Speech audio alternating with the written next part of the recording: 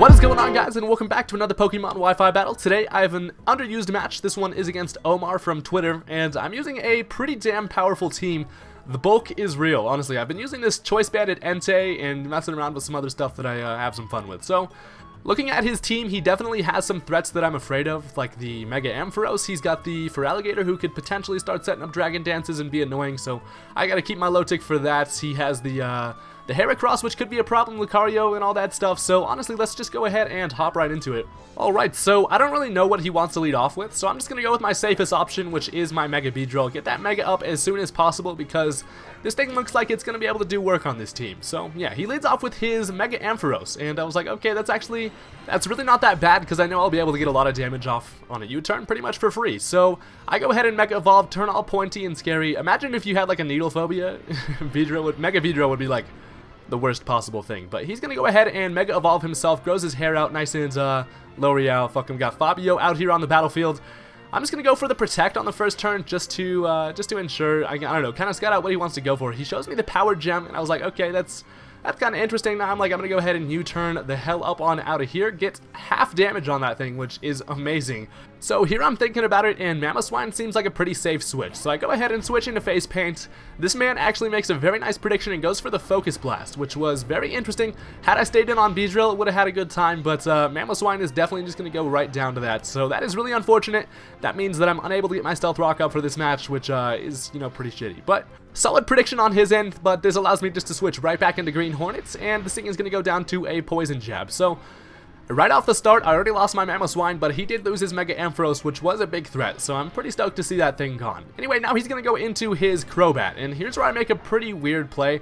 I go for the U-turn just to get a switch into something, and I was looking at this Crobat, and I was like, you know what, this bastard's going to hit me with a special attack, so I decided to switch into Goodra, who can eat up special attacks, but it's obviously a physical Crobat, which most of them are. I don't know what I was thinking going into Goodra there, but I think it was because I was looking at my own Crobat in my PC box right before this match, thinking about if I should bring it, and I was looking at my special attacking Nasty Plot one, so I was like, kind of looking at this thing, and I was just expecting the Air Slash just through my own experience. I don't know, but now that I know he is going to hit me with a physical attack, this allows me just to switch right into my Losik, who can take pretty much any attack this thing wants to throw at me, because my Losik is the bulkiest fucking snake around, and yeah, so he goes for the Brave Bird. It does not do a whole lot of damage at all. He's gonna, you know, take some recoil, so that's fun stuff.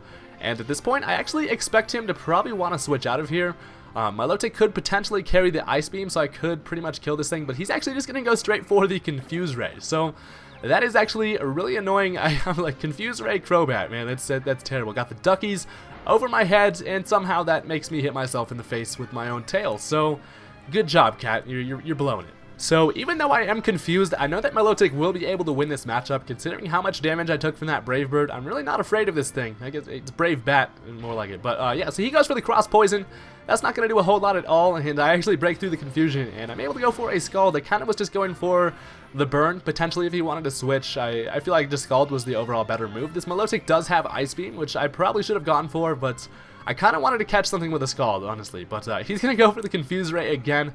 After I snapped out of it first try, I was like, damn it, now I'm fucking confused again. This is just annoying. So I actually do end up breaking through this one, and I'm able to land another Scald, but unfortunately I probably should have clicked Ice Beam there, because he's going to leave that shit with like 1 HP, and I don't get the burn, which is like, what the hell, Scalds? Where's the burn, bro? Like, come on now. Everybody else gets burns all the damn time.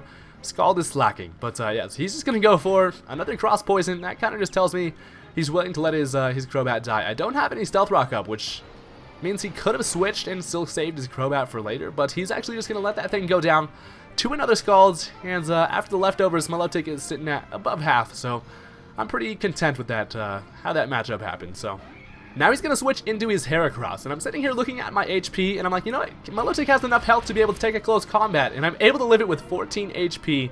I was like, holy shit, thank God Milotic is so damn bulky. Those leftovers really just kind of saved my life, and I am able to break through the confusion yet again, and I'm able to fire off a Scald, but that puts him at about half, and I was like, okay, that's perfect. Now this thing is really not that big of a deal. I have an Entei with extreme speed.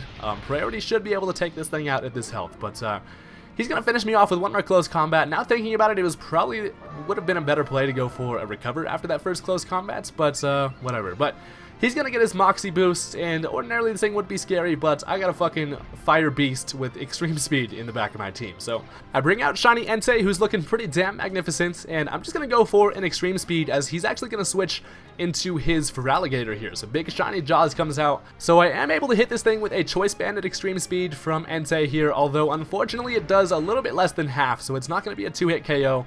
But luckily I will be able to save Entei for later, which is going to be pretty useful. So here I decide to switch into Slime Shady. This was honestly just for Death Fodder. I knew that he was probably going to have the Ice Punch to be able to finish me off, but I kind of just wanted to be able to get a revenge switch into this thing. So he goes for the Aqua Jet. He then shows me he does have the Ice Punch, so that is going to take out Goodra, who did not do a damn thing this match, but it was definitely my fault. So my bad, Goodra. But yeah, this allows me to get a free switch into whatever I want on this thing. So I decided to go into Green Hornets, and this thing, Beedrill is able to really just tear holes in like anything in Underused, and it doesn't look like he really has a whole lot on his team for this thing. So yeah, I go for the Poison Jab actually, as he's going to bring in his Lucario, which is actually a nice play, so it's not going to affect him.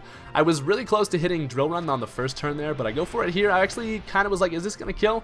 But yeah, it actually does end up taking out the Lucario. I was willing to let Beedrill go down if that thing wasn't going to die to that, but luckily, you know, it goes down. So now he's going to bring out his Heracross, and I'm like, so it's a bug battle you're looking for, eh? Well, luckily, Mega Beedrill is fast as tits, so that allows me to go for a Poison Jab and finish that thing off. So at this point, he's now going to bring in his Feraligatr, and it's looking like Mega Beedrill is just about to kind of clean up, sweep the rest of his team, but he goes for the Aqua Jets, and of course he gets a critical hit. So Beedrill is going to go down, but I do still have an Alakazam in my team who does have a Focus Sash, so it's pretty much guaranteed that I will be able to pull this match out. His last Pokemon after the Feraligatr is his Espeon. So 2 Spoons comes out, ready to eat some cereal, because the motherfucking cereal killer, as he goes for the Aqua Jet.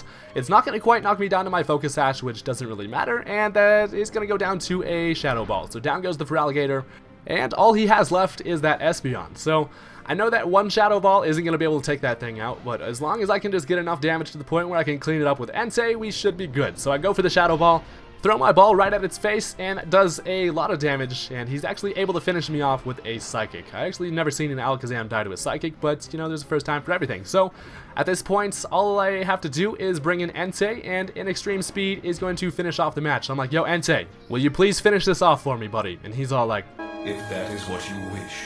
And so an Extreme Speed is going to be able to finish off the Espeon, and that is going to be the end of the match. So thank you guys for watching.